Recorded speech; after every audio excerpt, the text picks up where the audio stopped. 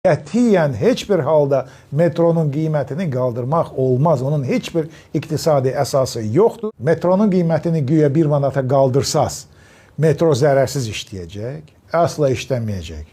Metronun zərərlə işləməsinin səbəbi onun səbəbinin geniş iqtisadi mənası var. Mənası odur ki, Azərbaycan vətəndaşları kasıbdır.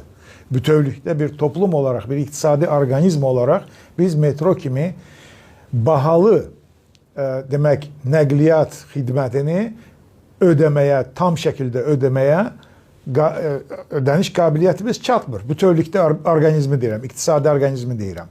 Və bunun səbəbi ondan ibarətdir ki, Azərbaycan hökuməti, Yeni Azərbaycan Partiyası hökuməti iqtisadiyyatı elə çalışdıra bilmir ki, iqtisadiyyat yeni sərvət yaratsın, yeni zənginlik yaratsın və bunun nəticəsində vətəndaşlarımız ya birbaşa, ya da dolayısıyla vergi vasitəsilə bu xidmətin, metro xidmətinin qiymətini ödəyə bilsinlər. Dünən, mən bu haqda niyə danışıram? Dünənləri demək, hesabat dərc olundu hökumət tərəfindən metro xidmətləri haqqında 139 milyon manat ziyanla keçən ili başa vurub və bu zaman 230 milyon sərnişin daşıyıb Bakı metropoliteni və aydındır ki, bu rəqəmin birini o birisine böləndə demək, fərqin nədən yarandığını görürsən və anlayırsan ki, bunların fikri metronun qiymətini 1 manata qaldırmaqdır.